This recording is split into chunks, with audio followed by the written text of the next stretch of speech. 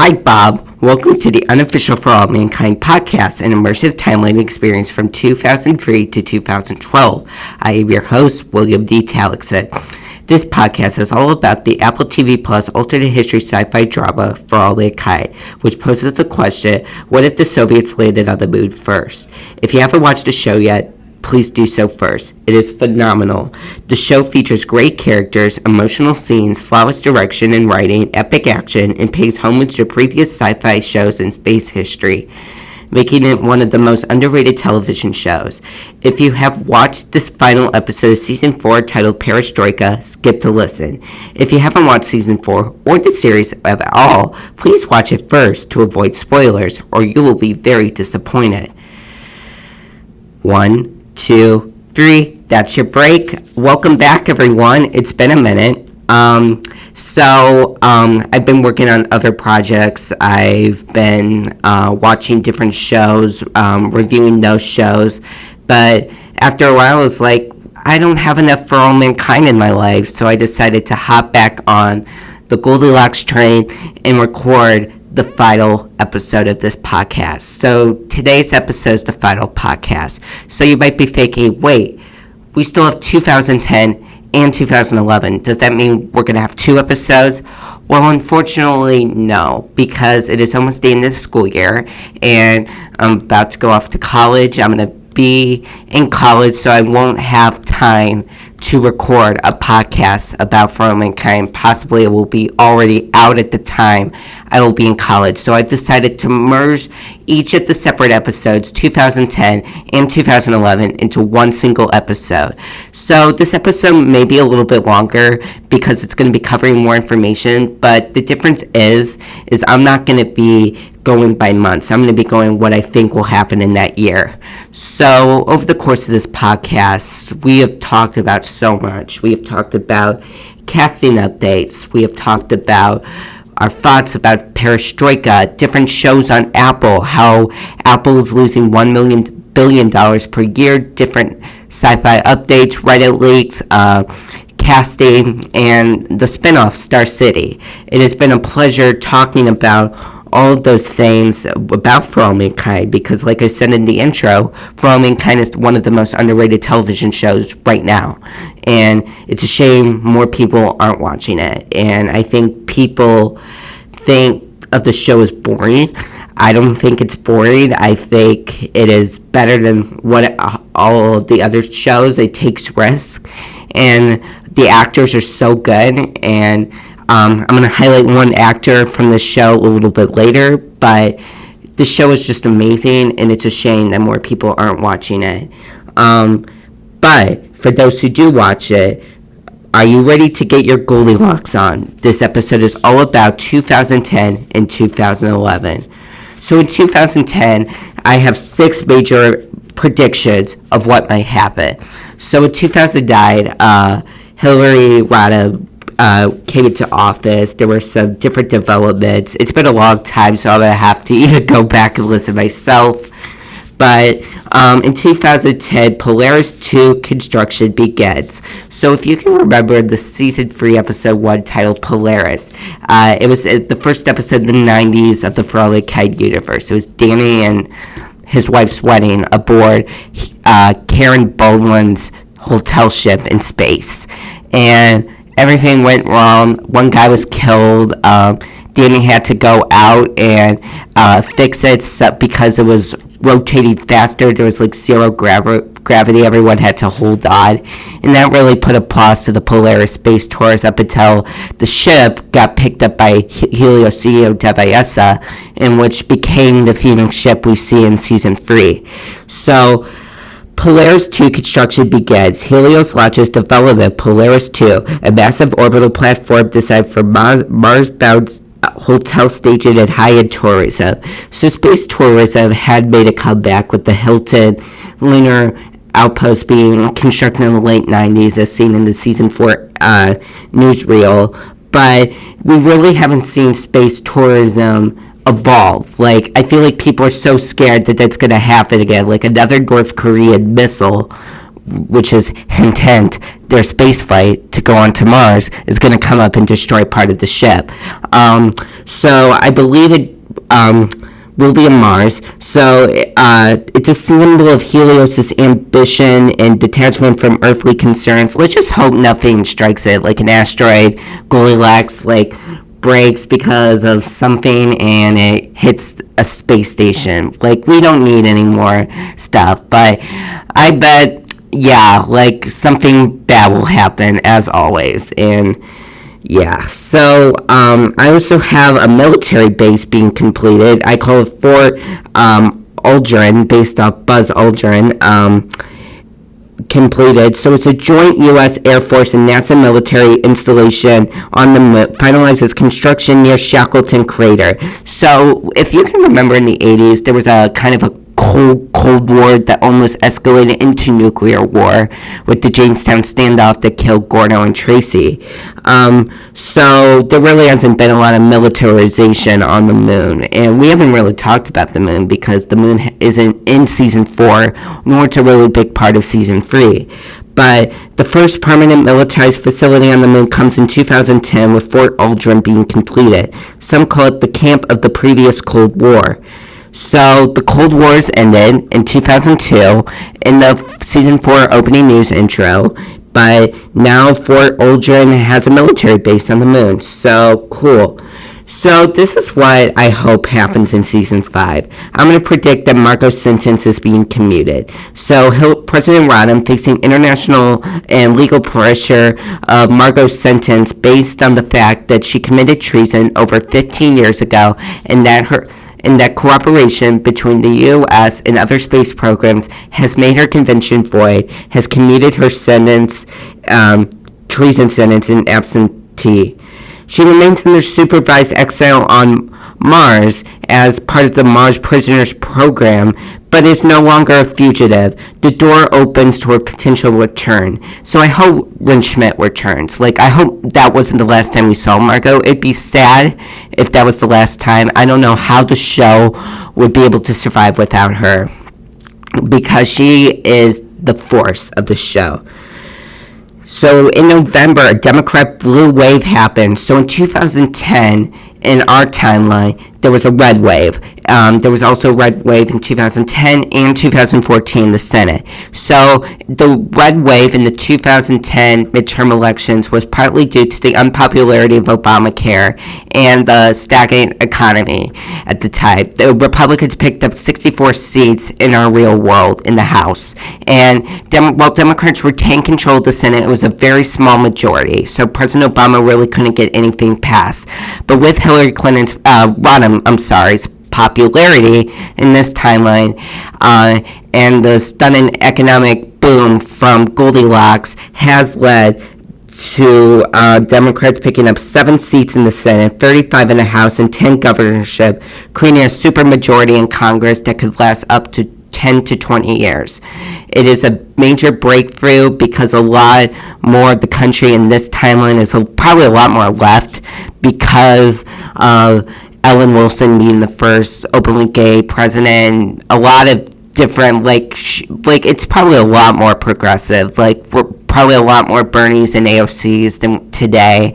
Like, it's not much more polarized. Like they elected a women, they can have women presidents, and like policies are popular. It's not like a perfect utopia. Of course not. It's still bad. Like, Hillary Rodham is pretty much still standing around working class people, but she doesn't have all the scandals around her husband Bill, and she doesn't have her private email server that cost her to lose.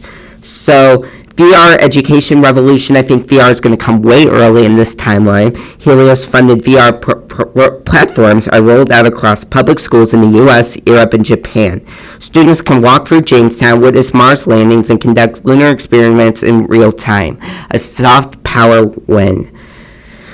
And lastly, in 2010, we have the emergence of cold fusion, not nuclear fusion, cold fusion. So a Princeton-based team claims a small-scale cold fusion breakthrough, heating lunar helium-free markets in energy debates. Some critics back on Earth question its fidelity. Others call it the beginning of a post-fossil fuel civilization. So that is pretty much what happens in the year 2010 in the For All Mankind universe. So we have a lot of technological stuff. I didn't have any pop culture stuff. I'm sorry. I suppose Miley Cyrus is singing "Party in the USSR." Thank you to Thanks I Ruined It. Check out that Thanks I Ruined It on YouTube. It is such an amazing song. Kind of has that kind of Soviet kind of feel, that Party in the USSR feel. There's probably different developments with TV shows and other stuff, probably a whole Kardashian network, but I don't want to get into that because I don't think it's necessary for season 5 at all.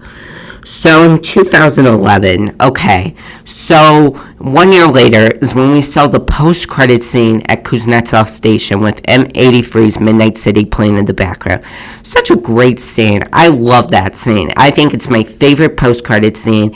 My favorite was absolutely the Mars one when they showed on Mars, but it was so beautiful, like how they shot it. So, you see a mining operation on Kuznetsov Station in 2012, but an Easter egg that several people have put out was a sign in the middle made out of cardboard, a sign that said, "Free Mars." So I think that's going to be a major plot point in Season 5. So the Free Mars Movement protests began following workers' incidents throughout the coming years. The Free Mars Movement organizes its first large-scale protests and strike layoffs. They march around the base of Happy Valley and on the moon and several on Earth, mirroring the Tea Party and Occupy Wall Street protests that happened in real life. Work stoppages, graffitis, and anonymous manifestos. There's no violence, though, but Mars Peacekeeper Security Force cracks down on the amount of protests, with some saying it's a violation of civil liberties and the First Amendment right to protest. In the Martian question enters public debate for the first time. Should Mars be independent governed from Earth? We might find out in Season 5. The tsunami prevents a Fukushima-level disaster. In a rare stroke of luck, a deep-sea earthquake sends energy westward to China and Korea, resulting in the impact of China's eastern coast instead of Japan. The Fukushima Daiichi nuclear plant is damaged but narrowly avoids a meltdown. International agencies cite satellite intervention is key to early warning, possibly Helios satellites. So in 2011, it was really bad. Like, there was a meltdown, like, near Fukushima, and after the tsunami hit. So in a previous episode, I had the Indian tsunami, but they detected with satellite information, so it's good that it didn't melt down. A water crisis happens on Jamestown. Conflict between Soviet remnants and Helios crews over access to water deposits near Shackleton escalates. U.S. Air Force meditators are deployed from Fort Aldrin. So this isn't like the Jamestown standoff. No, it's nothing like that. It's not like they're going to blow each other's bases up. It's just like negotiations have stalled over water treaties from the Lunar Peace Agreement in 1984, which divided the USSR and the U.S.'s resources on the moon equally. But the problem is many other countries are now on the moon, have their own embassies like Britain and France, and have a lot of major commercial projects, which means that the competition between the U.S. and the USSR has stagnated over the years because many other outside resources want those resources for water, which means that water has scarce in Shackleton Crater because for 40 years now, water has been the main source of life on the moon. Leads to the Lunar Accord negotiations and the beginning of a planetary scale property rights debate. We also have some pop culture stuff. Lance Armstrong returns, an inspiring moment for Earth amid space headlines. Lance Armstrong returns to Tour de France after his canceled battle. He finishes in the top 5, reigniting U.S. interest in sports heroes. Some say his brief retreat from the growing Mars fatigue. So in real life, Lance Armstrong had this major doping scandal. Like, he was a survivor of cancer. He was seen as a major breakthrough in cycling, but then he took steroids, and that pretty much destroyed his career. I remember in a previous episode I said that Michael Phelps was found on steroids, so it's kind of a switch. We have Fyodor Korshenko assassinated. Soviet Premier Fyodor Korshenko, high-ranking Politburo, seen as anti-Semitic, to space reform in a moderate private Visitation is assassinated in late 2011. So as we can remember in season 4, episode 3 titled The Bear Hug, there's Russia, there's a coup going on, and Margot is witness to everything. Winchman in that episode is great. She sees a guy get shot right in front of her. It is really scary, and it's something I want to see in not season 5, the spinoff of For All Mankind Star City. So it probably sparks mass liberal protests in Moscow and throws the 2012 Soviet elections into chaos. Rules swirled that moderates orchestrated the hit to begin cooperation with the West once again. And finally, based off our Reddit leaks, Sojourner 7 preparations began. NASA, Helios, and ESA began full-scale testing of Sojourner 7, the first crewed Titan return mission.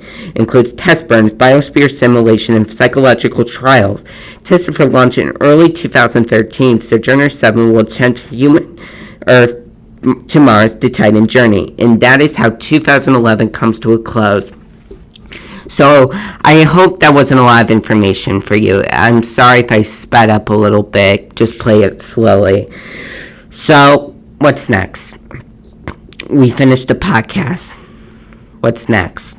So I'm going to talk about 2 things. Release date speculation. So as you know, there's no release date. No one knows when For All Mankind Season 5 will come out. So Season 1... So I'm going to tell you the calculations based on when between seasons. For Season 1 to 2, it was 14 months from December 2019 to February 2021. In the break between Season 2 and Season 3, it was 14 months from April 2021 to June 2022. For Season 3 to Season 4, it was a little bit longer, 16 months, August 2022 to November 2023. Season 4 through 5, though, Season 4 went off the air in January of 2024. It has been more than 16 months. So the problem, the SAG strikes, the WGA, the spinoffs, and all the Apple productions, a lot of it's negotiated by Apple, so it's probably ready to go. They're just waiting so it can do good because all of the other shows are coming out now. So my prediction, you want my honest prediction? August or September 2025. I think give it a little bit time because I believe Foundation is coming back in July. And I believe it'll come out after Foundation comes out. And after For All Mankind Season 5 releases, Silo will come out. It's Season 3 because Silo Season 3 just recently finished filming. So I believe the spin-out will probably come out May of next year. We should see. So what's in store for Season 5? 2012 could be a breaking point for Mars independence. Ed Baldwin will probably die. I think it'd be wise not to have him killed in being a hero. Just die of old age because he's so old. Will Margot return? Is Sojourner 7 happening? Or will we see Danny and Ellen again? That is all we have to find out in Season 5 of For All Mankind. It has been a pleasure doing the podcast. It has been so much fun. Starting out with Parks and Recreation my junior year, and now talking about For All Mankind my senior year. It is so good that I get to talk about my favorite shows. I want to thank Aaron Parker for allowing me to do this and allowing me to be myself and allowing me to just talk about my favorite shows. I love the show. I'm going to miss doing this podcast. So I'm going to be signing off for the final time. Bye, Bob. Thank you so much. Bye, Bob.